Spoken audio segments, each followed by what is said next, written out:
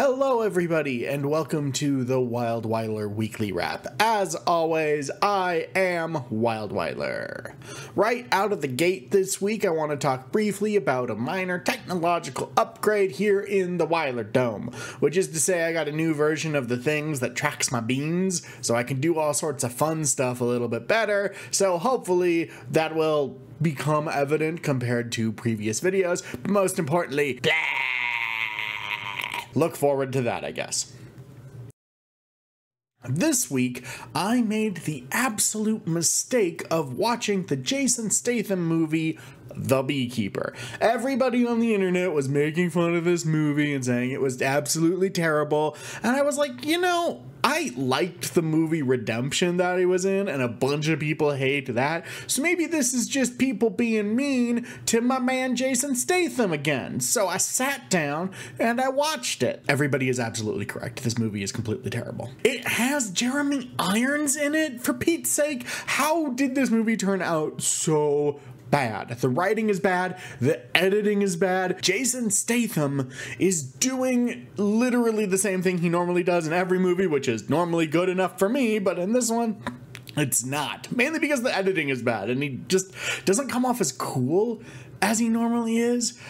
Jeremy Irons is doing okay, but I do feel like he's the kind of guy, and I have no reason to say or believe this, he needs to like ramp on maybe into a role a little bit, and there was just not enough time making this movie, so they were like, nah, Jeremy, you get like one take and you don't get to like live in this character's shoes for a minute. We have to shoot this by lunchtime. Like, we need to be, the whole movie needs to be wrapped by lunchtime because we gotta shoot The Beekeeper 2 bees too many after lunch.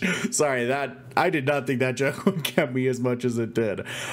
There's little substance to the movie. It's just bad. I'm not going to try to sum up the plot here because I am going to do a much longer video about my thoughts of the movie, which kind of sucks because it won't be timely then, but you can stay forward to it because I am going to do my first movie deep dive and we're going to explore it together. Simply put, avoid The Beekeeper. It's not great. 3 out of 10.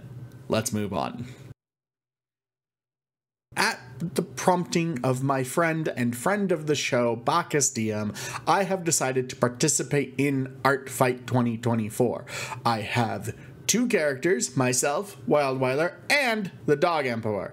So if that's the kind of thing you're into, go check it out, find me, follow me. I'm not much of a visual artist, I'm more of a writer, so this is a challenge for me. I think this year I'm exclusively focusing on return fire, so that'll be that. And I will see how this goes. I will not post any of the art I make here because I am deeply insecure about it, but I suppose if you were to follow me over on Art Fight, you'll see it eventually. So please keep that in mind, and like I said, as always, I am WildWeiler, so you can find me there. Finally, I am ready to announce my next Let's Play series. I have played all the way through Fallen Aces, and it was amazing.